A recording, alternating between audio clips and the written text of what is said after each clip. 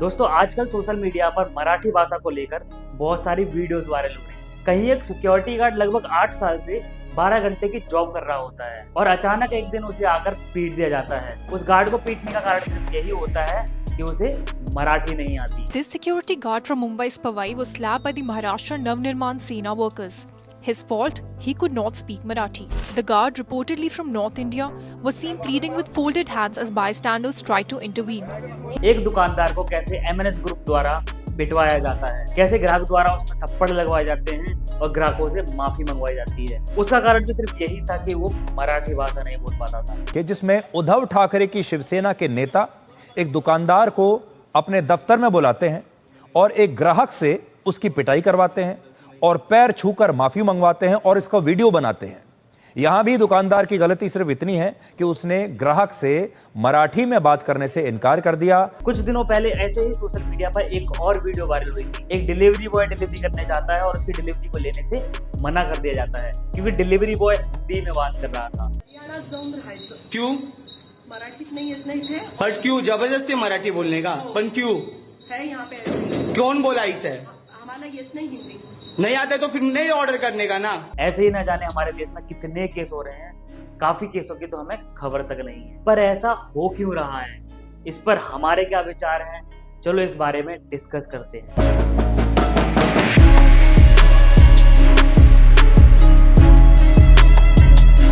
इस इशू पर हमारे दो ओपिनियन हैं। पहला, या तो ये पॉलिटिकल मुद्दा हो सकता है या फिर कुछ धर्म के ठेकेदारों द्वारा चलाया गया एक एजेंडा। इस मुद्दे का पॉलिटिकल एंगल होना भी बहुत हद तक संभव है क्योंकि महाराष्ट्र में सितंबर से लेकर दिसंबर तक चुनाव का माहौल रहेगा। पर इस बीच हमारा आपसे ये क्वेश्चन कि अगर आपको मराठी ना बोलने वालों से इतनी दिक्कत है तो जाइए आप सलमान खान के घर के आगे धरना दीजिए, आमिर खान को डांटिए, उसको फटकार लगाइए या फिर किसी और सेलिब्रिटी को पकड़िए और उसको धमकाइए। पता है ऐसा बिल्कुल नहीं होगा क्योंकि वो गरीबी रेखा के ऊपर जा चुके हैं। ये सिर्फ उन्हीं लोगों के साथ किया जा रहा है जो गरीबी रेखा के नीचे है, यानी कि रेडी लगाने वाले, रिक्शा चलाने वाले, ऑटो ड्राइवर के साथ। अगर ये धर्म के ठेकेदारों द्वारा चलाया गया कोई एजेंडा है तो उनको ये समझना चाहिए कि अगर आपके राज्य में कोई व्यक्ति आता है तो क्या उसको मराठी आना जरूरी है, चाहे वो फिर टूरिस्ट ही क्यों ना हो। इसमें कोई दो राय नहीं है कि मराठी एक बहुत प्यारी भाषा है। अगर इतनी प्यारी भाषा नहीं होती तो आपने एक हिंदी सिनेमा की मूवी देखी होगी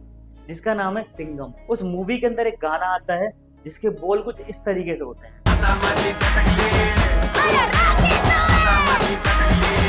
इन बोल को चाहे वो फिर कश्मीर में रहता हो या फिर कन्याकुमारी में, हर किसी ने अपनाया, हर किसी ने गुनगुनाया। आपको क्या लगता है अगर हर राज्य इसी नजरिए से सभी लोगों को देखेगा तो आगे जाके भारत का क्या होने वाला है। मान लीजिए आप 5 दिन के टूर के लिए उत्तराखंड जा रहे हो तो क्या आपको गढ़वाली आना या फिर कमौनी भाषा आना जरूरी है। मान लीजिए आप गुजरात जाते हो तो क्या गुजरात वाले आपको बिना गुजराती सुने हुए अंदर नहीं घुसने देंगे या फिर आपको इसी तरीके से पीटेंगे जैसे मराठी ना बोलने पर पीटा जाता है। क्या ऐसा पॉसिबल है कि हर व्यक्ति को हर राज्य की भाषा आती हो। आपकी जानकारी के लिए आपको बता देते हैं कि हमारे भारत देश के अंदर कम से कम 30 से 35 ऐसी भाषाएं बोली जाती हैं जिनका शेयर 99% से ज्यादा है। बाकी भारत में हजारों भाषा बोली जाती है। अगर हर राज्य इस बात को अपने ईगो पर ले ले तो क्या होगा। क्या आपको लगता है कि कोई टूरिस्ट किसी अन्य राज्य में जा पाएगा या फिर जो पड़ोसी राज्य से व्यापार चल रहा है क्या वो उस तरीके से चल पाएगा जैसे कि आज तक चलता आ रहा था। जवाब है बिल्कुल नहीं। फिर सभी के सभी अपने अपने राज्य तक सीमित रह जाएंगे। तुम्हें कुछ ऐसा फील होगा कि भारत के राज्य ही आपके लिए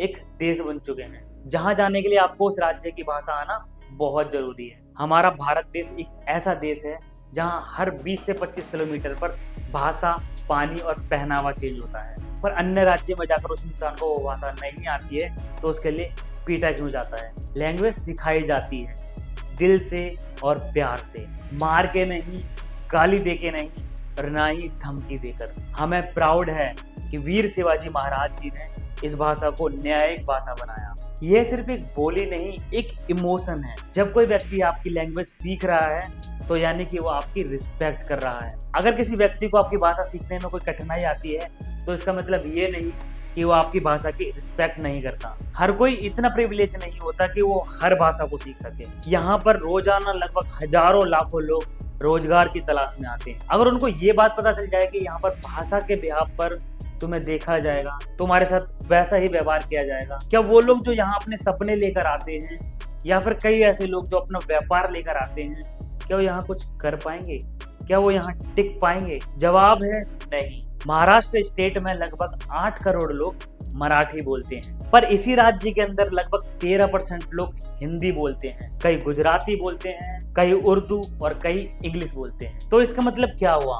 क्या वो 13% या फिर अदर लोग जो मराठी नहीं बोल रहे हैं वो इस स्टेट का पार्ट नहीं है? पता है आजकल पॉलिटिक्स ने लैंग्वेज को एक वेपन बना लिया है। जब इलेक्शन नजदीक आते हैं तो नेताजी आते हैं और बोलते हैं कि हमारी भाषा का अपमान हो रहा है, इसे बचाइए। लेकिन जब इसी साल लगभग 750 फार्मर आत्महत्या कर लेते हैं, तब इस बारे में किसी की जुबान नहीं खुलती, कोई आवाज नहीं उठाता, कोई नारे नहीं लगाता या फिर कोई धरना प्रदर्शन नहीं होता। जब औरतें पानी भरने के लिए मीलों दूर चलकर जाती हैं तो इसके लिए कोई आंदोलन क्यों नहीं होता? काश एक लैंग्वेज के ऊपर इतनी सारी एनर्जी वेस्ट करने की बजाय अगर तुम इस चीज पर जोर देते कि भारत को बेहतर कैसे बनाया जाए, कैसे इंफ्रास्ट्रक्चर मजबूत किया जाए, कैसे एजुकेशन सिस्टम चेंज किया जाए, तो शायद हमारे देश की स्थिति बदल सकता है। पर ऐसा नहीं होने वाला है। पता क्यों? क्योंकि अक्सर देखा गया है कि हमारे देश में बेरोजगारी इस कदर है, अगर आप किसी भी गलत नैरेटिव को फैलाते हो तो एक ऐसा तबका बैठा है जो बिना सोचे समझे आपके पीछे चल देगा। अगर आपने बोल दिया कि इस राज्य के अंदर इस तरीके से हंसना मना है,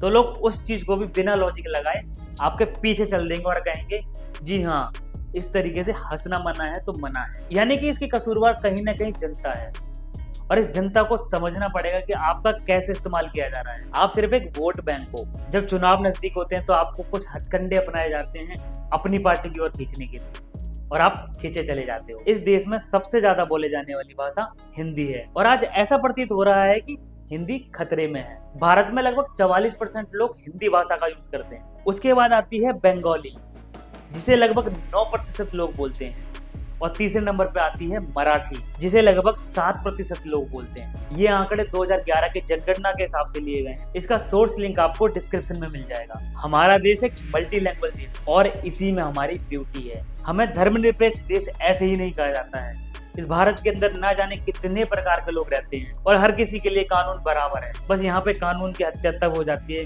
अगर आप गरीब हो। दोस्तों, जाते जाते सिर्फ मैं यही बोलना चाहूंगा कि भाषा एक कम्युनिकेशन का माध्यम है और इसे वहीं तक सीमित रखा जाए तो ज्यादा बेहतर होगा। अगर आप इस भाषा के बिहाफ पर लड़ाई करते हो, दंगे करते हो, तो उससे कुछ हासिल नहीं होने वाला है। हमारे पास कई ऐसे मुद्दे हैं जिस पर हमें ध्यान देने की जरूरत है, पर हम उन चीजों पर ध्यान न देकर कहाँ ध्यान देते हैं जहाँ ध्यान देने की बिल्कुल जरूरत नहीं। तो आप थोड़ी सी समझदारी दिखाइए और अपने दिमाग से काम लीजिए। अगर ये वीडियो आपको थोड़ी सी भी बेहतर लगी हो तो वीडियो को लाइक कर देना और अगर चैनल पर नए हो तो चैनल को सब्सक्राइब करना ना भूलें। मिलते हैं आपसे अगली वीडियो में, तब तक के लिए जय हिंद, जय भारत।